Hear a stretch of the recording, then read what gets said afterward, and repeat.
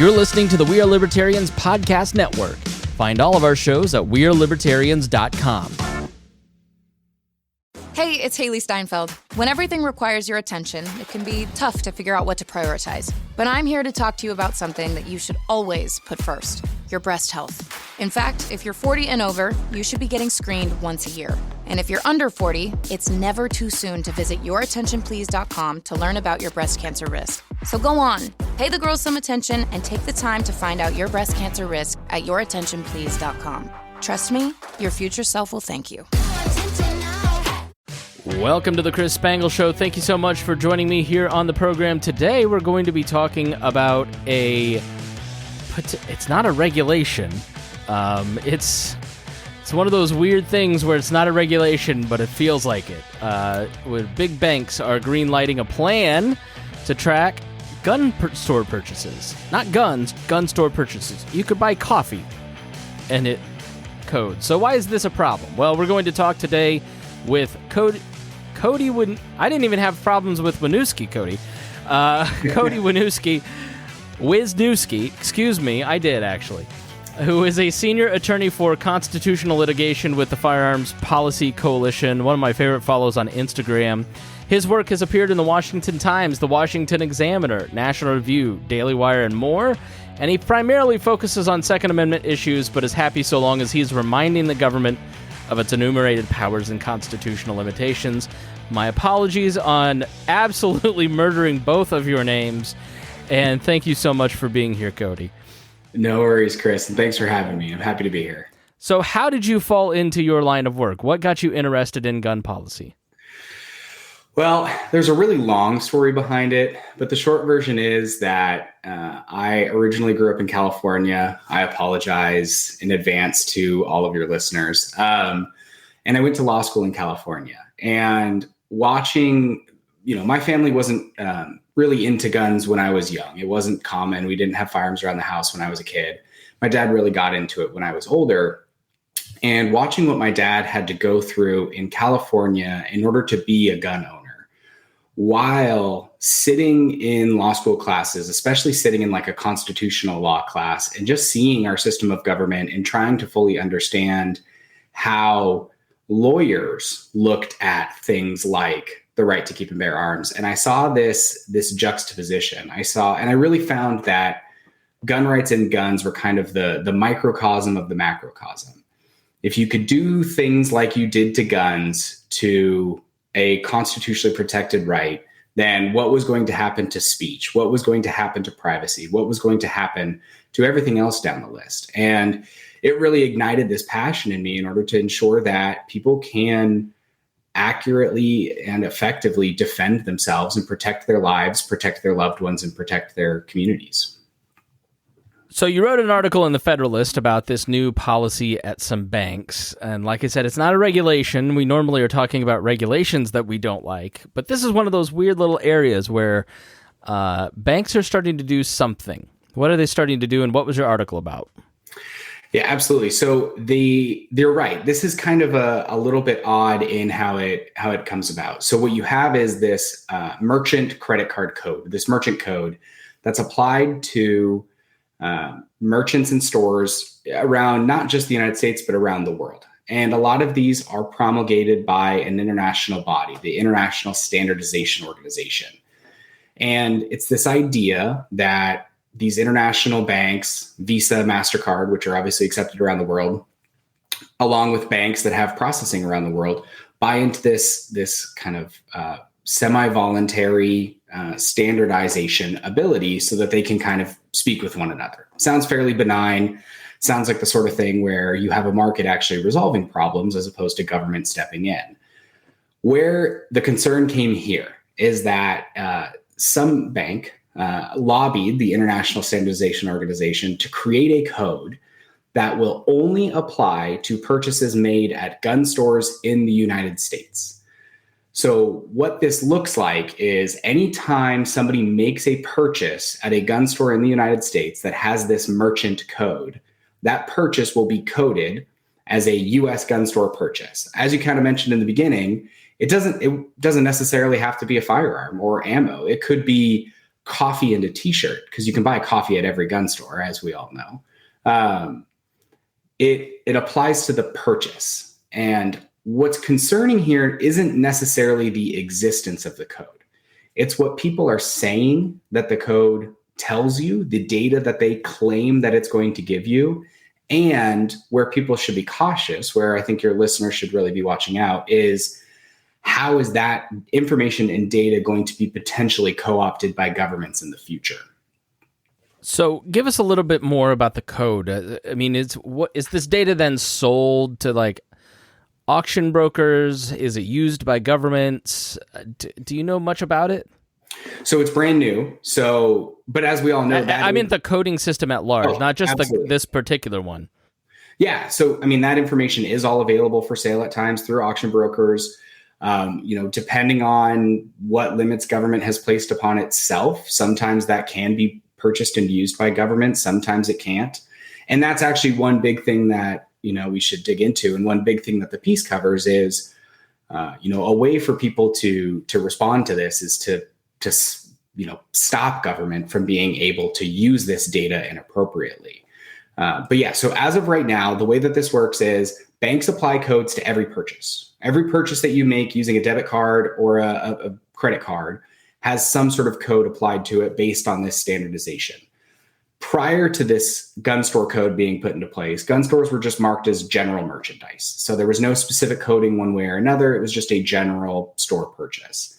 But now, anytime a debit or credit card with one of these, affiliated entities that's going to be employing the code, anytime they're used to make any purchase at a coded gun store, that purchase, that code on your credit card statement, essentially, will be linked as a gun store purchase. And then that data will be kept and can be used for any number of things in the future. Those that lobbied for the code claim that they're going to be able to use that code to target dangerous gun purchases and dangerous purchasing trends. But first of all, they've failed to identify what a dangerous purchasing trend would be. I mean, there's nothing that bears out how people who use guns to commit crime purchase in a specific way. There's no information. And by that, do they mean that if I make, 4 days in a row a purchase at a gun store, somehow I'm going to be flagged and, maybe sent to the local authorities to trigger Indiana's red flag law? Like, is that the concern, or is that their explicit intent? So that is the concern. I don't know that they've specifically said that they're going to, use that kind of specific scenario or use these scenarios to then ship this off. But in their view, this is the first step to targeting and responding to those dangerous purchasing trends. And Chris, I think you're exactly on, right? I mean, they're going to look at things that what they're going to claim. And that's what's dangerous here. Isn't what the data says. It's what they claim the data says. They're going to claim that people who are buying multiple days in a row, people who are making big purchases, people who are, repeatedly making big purchases, that those are potentially dangerous individuals. And then that's going to deserve more scrutiny from the government, right? They're going to force, or they're going to try to use that to say, these people need investigated. And that's where it's really, potentially dangerous in the future, right? We know that these so-called red flag laws are just due process avoidance schemes. And not only are they atrocious when it comes to a respect for constitutionally protected rights, but they also create a lot of danger when you've got these, friction visits between law enforcement and individuals who have really done nothing wrong. So that's the problem, right? They're going to look at, or they're saying that this data is going to tell them or going to indicate dangerous purchasing trends. So, while they haven't explicitly said that means law enforcement visits, what else would be the point? Why else would you want to collect that data? Just to, based on the shows that we've done around ESG scores, that might give you a clue. They're wanting capital investment from BlackRock. So let's talk about red flag laws, because it seems like, if you're just somebody that watches the news and you watch these tragedies unfold, and there seems to be a pattern amongst all these different tragedies, they're always known to law enforcement. They've always had some contact with local or national law enforcement. And a lot of them have purchased weapons within a short time frame. Like many of the guys that I see in the news and the ones that get covered, right, that are politically useful, they've purchased it recently. In Texas, for instance, the shooting several years ago, there was a clerical error where his military record was not put on the background check system, and he was able to buy guns and go and shoot up a church. Why? Let me play devil's advocate, because this is something that I see a lot of my Facebook friends struggling with when they're having a conversation around these issues. Why wouldn't you want more ability to track these things to stop one of these guys? I don't think that's not the problem, right? It's a problem that's set forth that isn't actually the issue. A lot of places, first of all, red flag laws, the vast majority of them, everyone that I've looked into, are atrocious when it comes to a due process perspective, right? The vast majority of these laws, if not all of them, allow for people to be disarmed without ever having made their own case, right? These orders are on an ex parte basis, meaning that the petitioner, the person who's asking for the red flag against somebody else, goes into court and makes their case for the protection order, the extreme risk protection order, without the respondent, the person being disarmed, ever knowing about the hearing, ever participating in the hearing, or ever having an attorney present. So they are, just rife with abuse. I mean, Colorado passed red flag laws, and some of the first ones were sought by a prisoner trying to get a prison guard red flagged by claiming that they often shared a residence because the prison guard spent time in the prison, right? Oh, God. That's what happens with these. Also, the vast majority of places that are trying to enact red flag laws already have the ability to do mental health checks, mental health holds, and to potentially seize firearms if there's an actual mental health issue. So the tool already exists if they really want to try and flex that muscle, or if they really want to try and use it. They're just not. They want this easy path through where they can avoid due process and take the guns and ask questions later, right? That's what these orders are. Moreover, I would challenge the premise. I think the real consistent thing that we see when it comes to public shootings is far and away gun-free zones.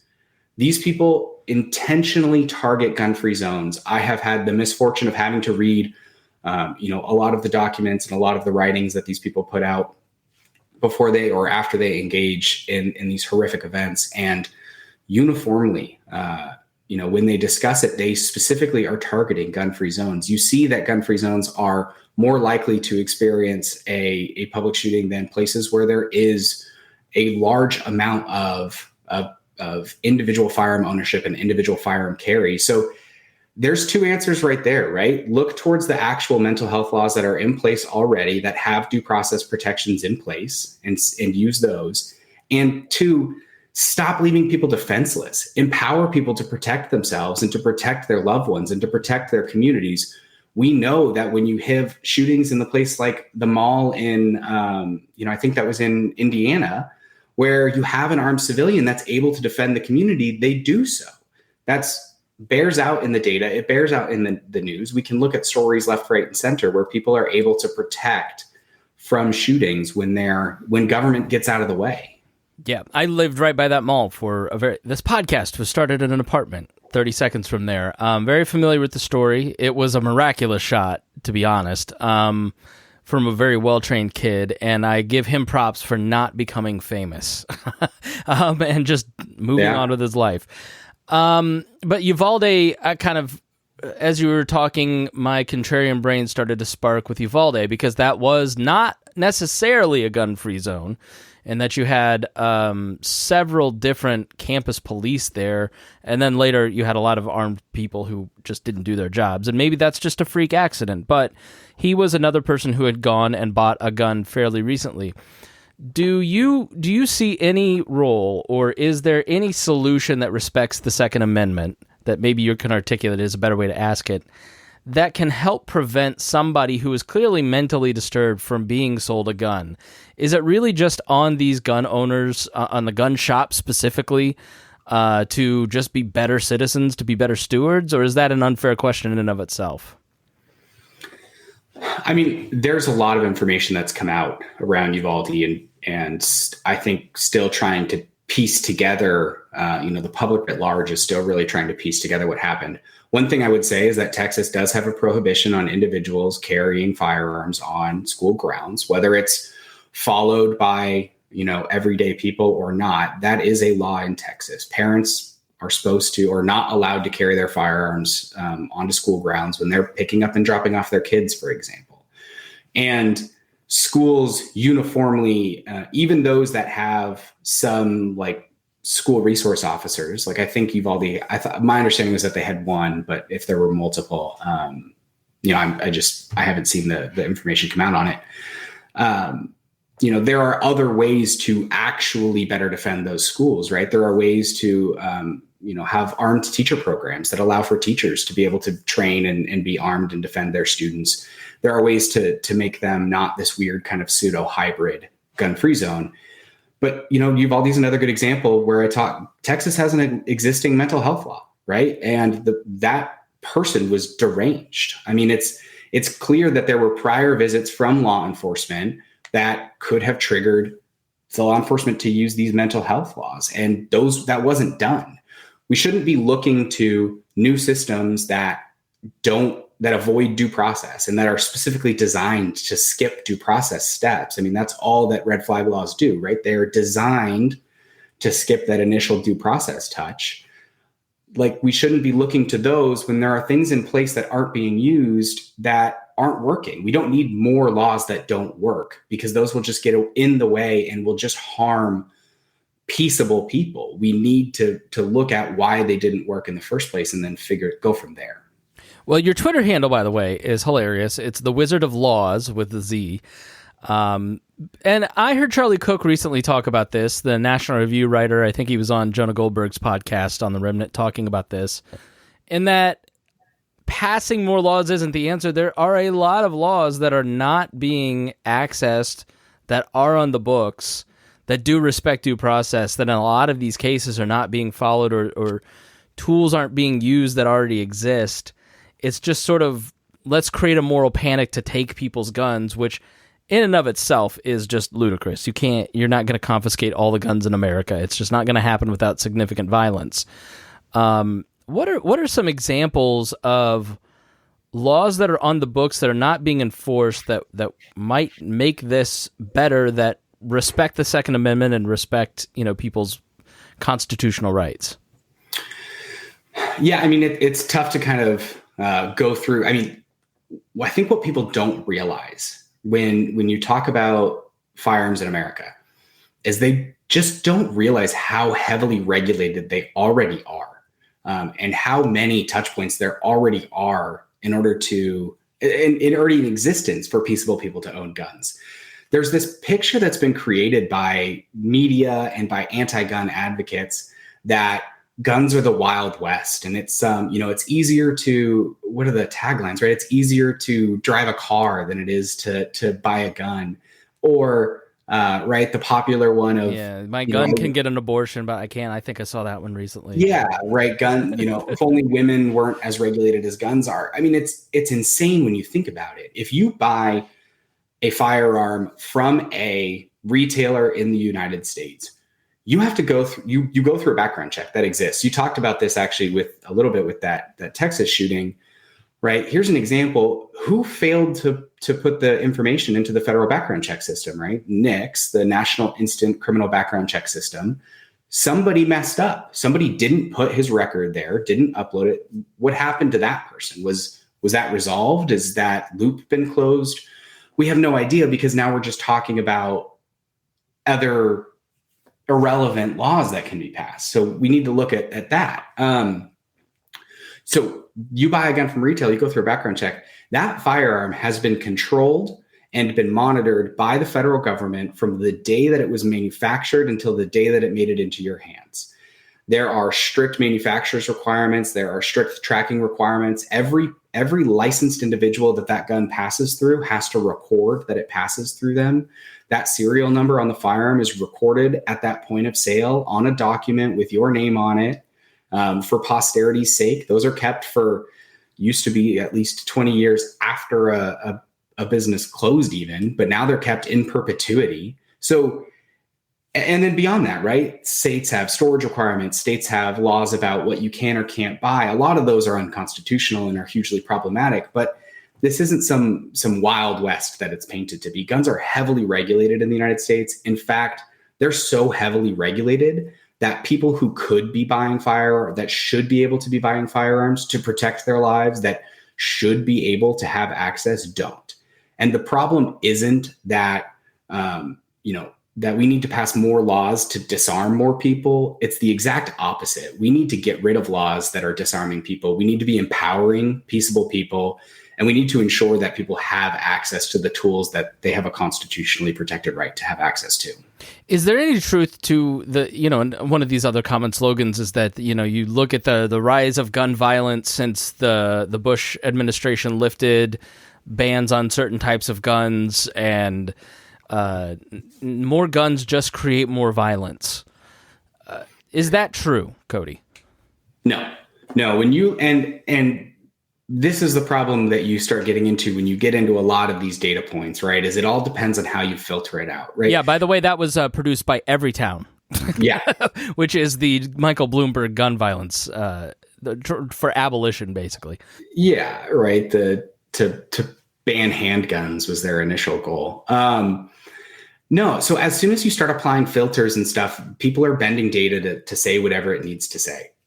Whatever they want it to say. So, I mean, when you look at the old so-called assault weapons ban, really what it was a ban on certain features, right? The sales didn't necessarily alter. People just stopped putting certain things on AR platformed rifles so that they didn't meet the ban and they can still be sold and still be purchased. I mean, I think there's some clear things. When you look at the actual gun crimes that are committed with guns and deaths that are committed with guns versus the amount of firearms in the United States, you begin to understand what it really looks like, right? The vast majority of deaths by firearm are suicides. It's a problem that we don't talk about. It's a problem that the gun control movement seemingly doesn't want to talk about because it would change the numbers in this country dramatically.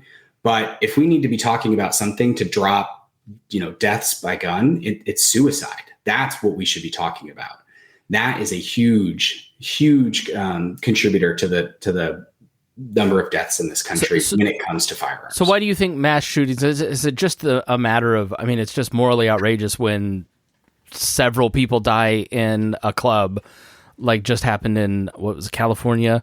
Or, I mean, Uvalde is just a tragedy that I think every normal person had a strong gut reaction and a depression for 2 days after that, right?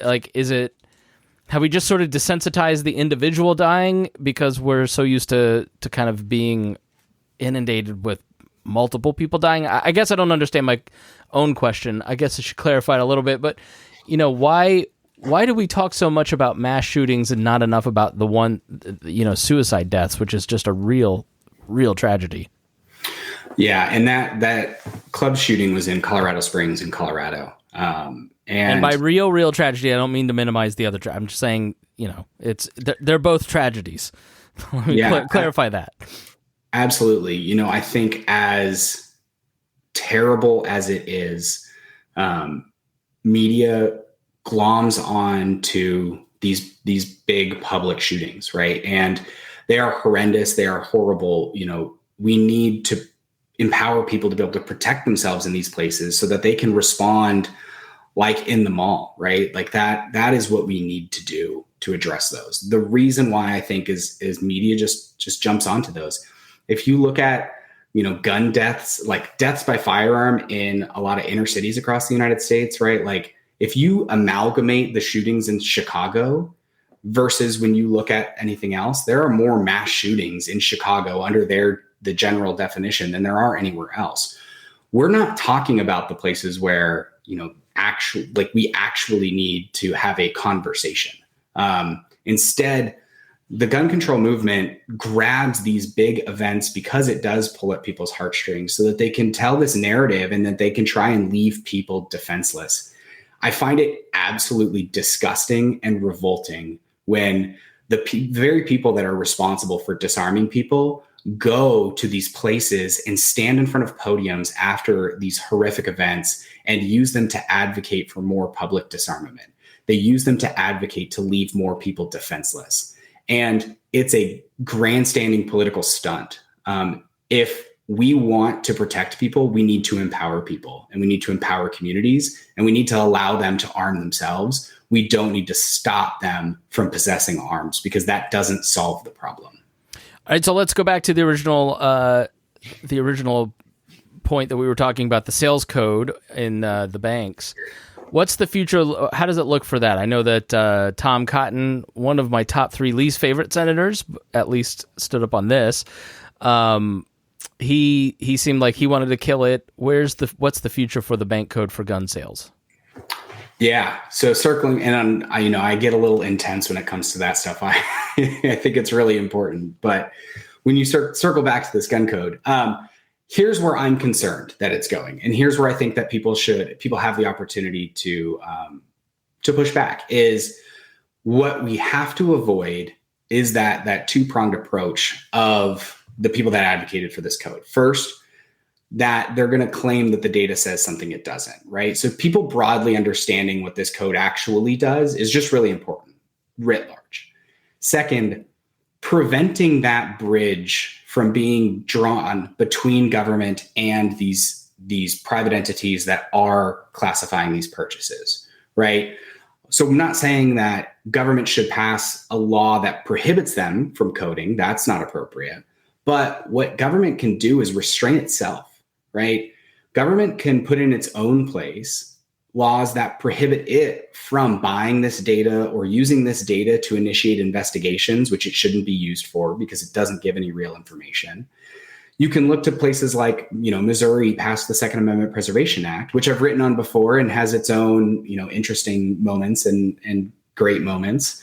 But there's nothing that stops a state from prohibiting its own law enforcement from buying this data, using this data in investigations, or using it as the basis to conduct any sort of, individual visits with peaceable people who bought items at a gun store. I mean, that's where we can really draw the line here.